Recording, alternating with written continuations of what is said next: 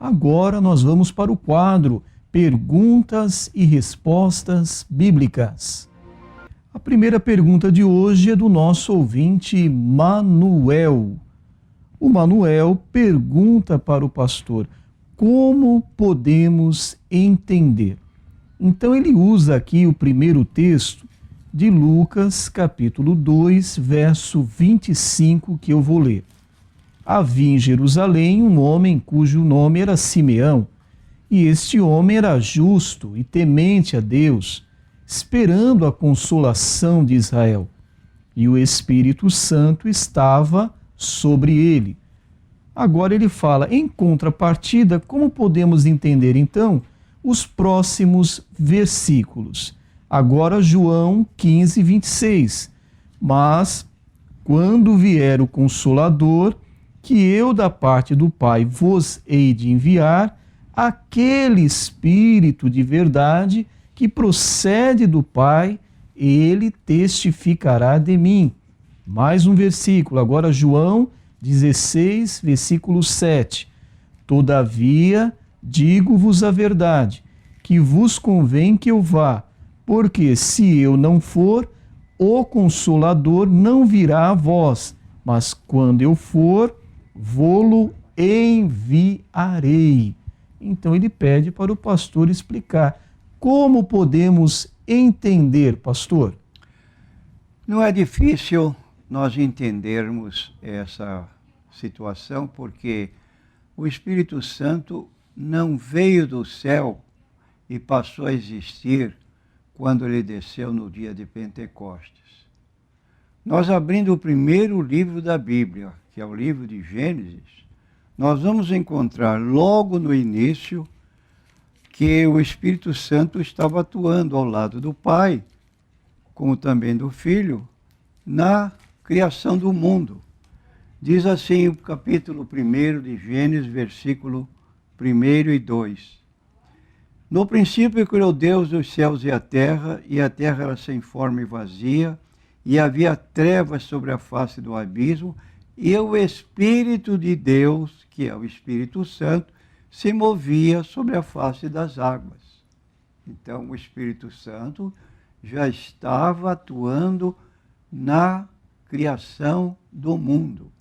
E dentro das suas atividades posteriores, nós vamos encontrar no livro de Isaías 63 e versículo 10, essa declaração: mas eles foram rebeldes e contristaram o seu Espírito Santo, por isso se lhes tornou em inimigo e ele mesmo pelejou contra eles.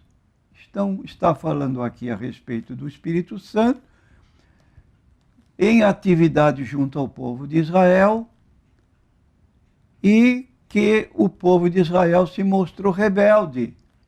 Por isso foram castigados diante de Deus pela sua rebeldia. Agora, é preciso saber que a ação do Espírito Santo nos dias do Antigo Testamento eram limitadas. Não acontecia no Antigo Testamento aliás, no Velho Testamento, o que aconteceu no Novo. No Antigo Testamento, somente pessoas determinadas, escolhidas adredemente, é que eram movidas pelo Espírito Santo para assuntos especiais. Líderes e outras pessoas que trabalhavam em serviços especialíssimos, sem conhecimento próprio para poder agir, eram orientadas pelo Espírito Santo. Agora, quando nós entramos no Novo Testamento, a promessa de Jesus, como diz no livro de Atos dos Apóstolos, capítulo 1, Jesus falou da vinda do Espírito Santo. No versículo 8, recebereis poder ao descer sobre vós o Espírito Santo e ser-me-eis testemunhas tanto em Jerusalém como em toda a Judéia e Samaria e até os confins da terra, ou do mundo. significando que haveria uma abundância da manifestação do Espírito Santo, como efetivamente se deu quando o Espírito Santo desceu no dia de Pentecoste. Atos dos Apóstolos, capítulo 2, versículo 1, diz lá: todos foram cheios do Espírito Santo e começaram a falar noutras línguas, conforme o Espírito Santo lhes concedia que falassem. Todos que estavam no cenáculo, quase 120 pessoas. E posteriormente, então, manifestou-se em maior número, como nós lemos na sequência, na continuação do livro de Atos dos Apóstolos. De modo que essas duas colocações não são antagônicas, não são contrárias uma à outra. Podia a pessoa, do capítulo 2, 25, estar cheia do Espírito Santo, e a vinda do Espírito Santo para convencer as pessoas, ou a manifestação do Espírito Santo, ficaria atuando na pessoa do Espírito Santo quando Jesus se retirasse. Como ele foi ascender aos céus, e no lugar dele ficou o Espírito Santo atuando aqui na terra. Por isso que quando Estevão olhou para o céu, ele viu Jesus em pé à direita do Pai. E alguns perguntam, e por que ele não viu o Espírito Santo? Exatamente porque o Espírito Santo veio no dia de Pentecostes, atuando aqui de modo mais largo, mais objetivo, na vida de pessoas comuns, que foram cheias do Espírito Santo. Essa é a diferença. A atuação, antigamente, restrita, depois, larga, expansionista. Todos receberiam poder ao receberem o Espírito Santo. A próxima pergunta agora é do ouvinte Neto, do bairro Alemoa. Ele pergunta ao pastor: pastor, pode um pastor graduado frequentar a maçonaria e ainda se tornar um grã-mestre, pastor? Eu quero dizer que vejo incompatibilidade entre essas duas organizações, vamos usar o termo assim, ou melhor dizendo, entre essas duas religiões. Alguns maçons afirmam que a maçonaria não é uma religião. É um direito que lhes assiste de dizer que não é uma religião. Entretanto, na maçonaria, são encontrados elementos essencialmente religiosos. A loja maçônica tem tudo que tem numa, digamos, de material, de meios para a realização da sua cerimônia religiosa, como temos nas igrejas. Por isso entendemos que a maçonaria é uma religião e não apenas uma sociedade benemérita, como quer apresentar-se perante a opinião pública. Não deixa de ter esse lado benemérito. Aliás, alega ser a maior religião do mundo, paralelamente a esta situação de colocar-se como uma sociedade. Agora, pergunta às pessoas que dizem, mas vocês que não são maçons, vocês não têm autoridade para poder definir a maçonaria como religião. Ora, não seríamos tão imbecis, vamos assim dizer, de querer dar ordens para terceiros que não temos comunicação nem familiaridade. Agora, nós lemos dicionários da maçonaria, lemos artigos sobre a maçonaria e, obviamente, podemos afirmar que há essa colocação na maçonaria. Por exemplo, nós podemos citar um grande escritor de um dicionário, ele se coloca como sendo uma pessoa que, com conhecimento da maçonaria, declara que é que a maçonaria, na verdade, é uma religião sobremodo muito grande. E E nós, então, firmados nessas colocações, podemos assim dizer. Agora, outro problema que também nos preocupa muito nesse particular, quando tomamos conhecimento de um irmão que vai para a maçonaria, é que o Deus da maçonaria, ele é chamado Gadu. Quem é o Gadu? Gadu não é uma divindade única. É um nome genérico para todo e qualquer Deus. Então, todas as pessoas que têm sua religião pessoal, elas podem ser membros da maçonaria, porque elas só têm que ter crença num Deus. Qual é esse Deus? Não se pergunta. E esse Deus é chamado genericamente Gadu. Quem é então o Deus? Bom, o Deus de um cristão é o Deus da Bíblia. E outros têm seus deuses particulares, por exemplo, um membro da Umbanda, da Quimbanda. Ele tem o nome do seu Deus. Um árabe que seja muçulmano, o Deus dele é o Alá. E Alá é o mesmo Gadu. E Alá é o mesmo Deus da Umbanda, da Quimbanda. E também é aplicado também ao nosso Deus da Bíblia. Agora, esse Deus da Bíblia é um Deus exigente.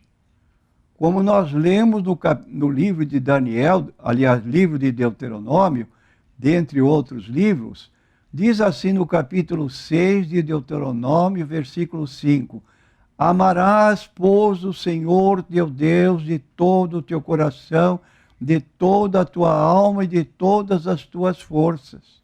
E no versículo 14, outra orientação para o povo: não seguireis outros deuses, os deuses dos povos que houver ao redor de vós. Como é que um cristão vai abrir uma oração ao Deus Gadu, se aquele Deus Gadu não é o Deus dele? É um Deus qualquer, de qualquer religião. Há uma incompatibilidade, admito eu. Primeiro, na religião, não podemos ser religiosos em dois lugares distintos e opostos.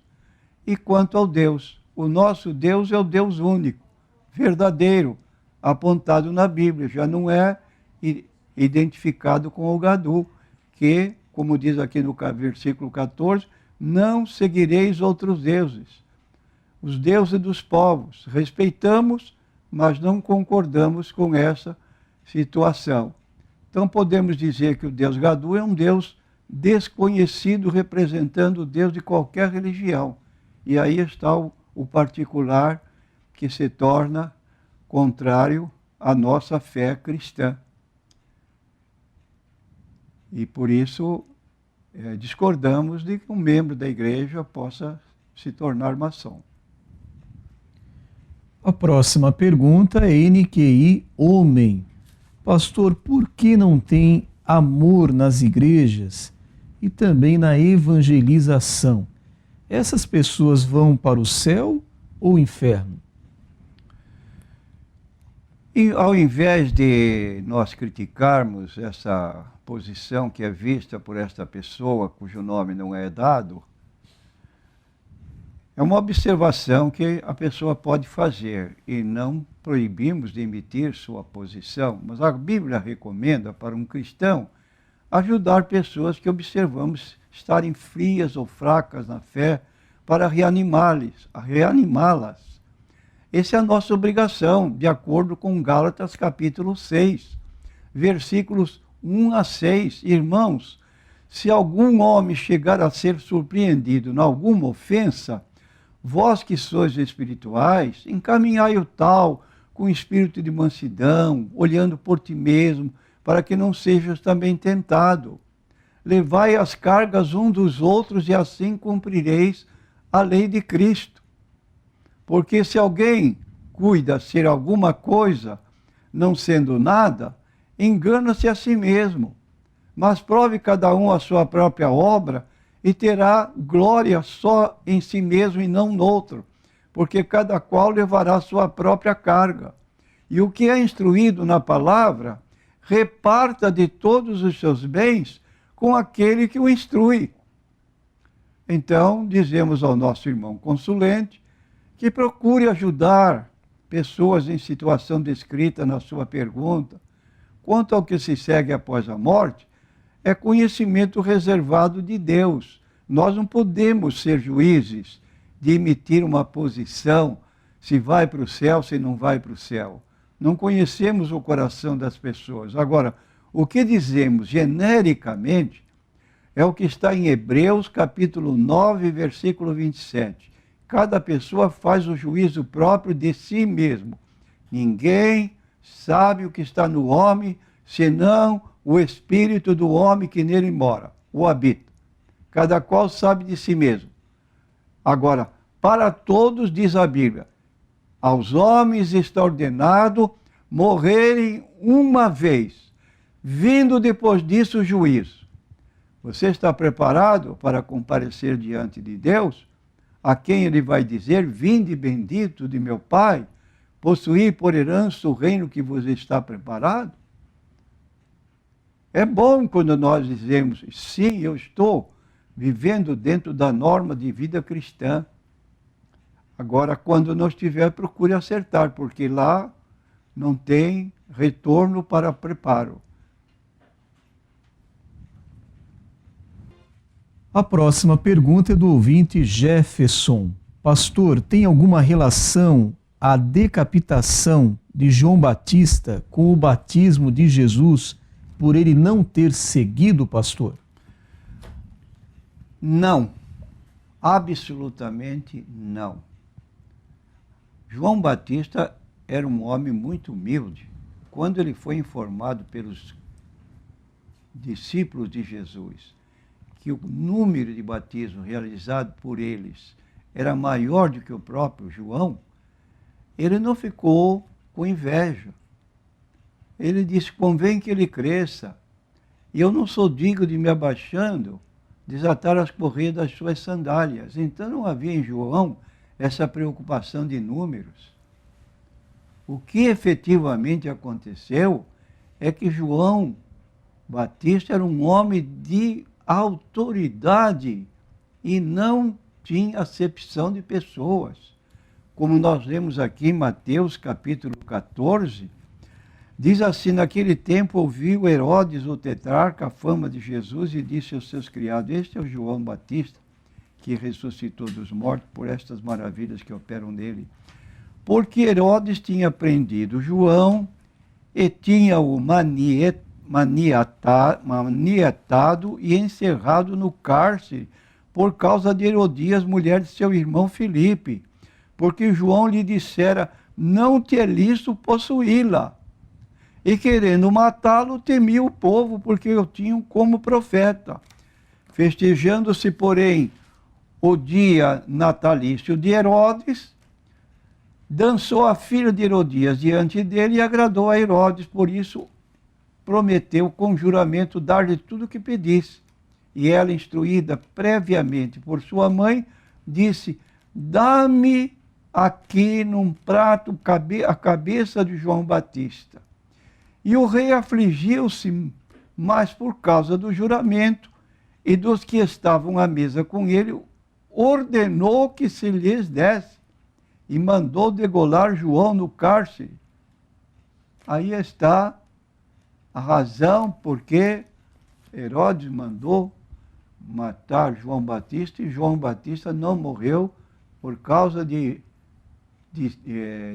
inveja com relação aos discípulos de Jesus que batizavam mais do que ele, mas por causa da fibra, vamos assim dizer, de João Batista como homem de Deus. Não poupou o rei e foi morto por essa razão. A próxima pergunta é da ouvinte Maria Aparecida. Já foi feita essa pergunta, mas a ouvinte pede para o senhor repetir para ela a resposta, pastor. Maria Aparecida pergunta assim, ela e o esposo pertenciam a um ministério e depois ambos saíram e foram para outro ministério. Hoje, o esposo quer voltar para o ministério anterior. E ela, conversando com algumas irmãs, foi orientada dizendo que se ela voltar, pastor, ela vai passar por muitas lutas, muitos problemas. Então ela quer uma orientação do Senhor, ela deve seguir o seu esposo, acompanhá-lo, retornar realmente para o ministério que eles estavam antes, pastor. Eu quero dizer que há uma condição para esse retorno. É verdade que a Bíblia declara que a mulher deve ser submissa ao seu esposo. Vós, mulheres, sujeitáveis a vossos maridos como ao Senhor, porque o marido é a cabeça da mulher, como também Cristo é a cabeça da igreja, sendo ele próprio o salvador do corpo. Ora, então aqui está bem claro que a mulher deve acompanhar o marido. Porém, diante de Deus, cada um de nós é responsável por si. Marido não salva a mulher. Esposa. A esposa não salva o marido. Individualmente vamos comparecer diante de Deus para ser julgados independentemente da condição de marido e mulher. Logo, quero dizer à nossa irmã, se a senhora for para uma seita, eu digo para a senhora não acompanhar seu marido, biblicamente.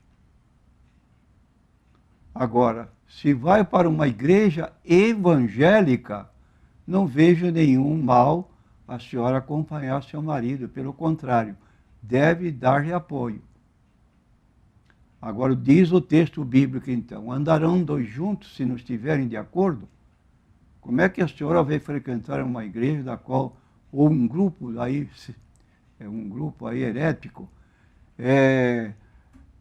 se não suporta, não aceita o que se fala dentro desse local que se reúne esse determinado grupo ou igreja?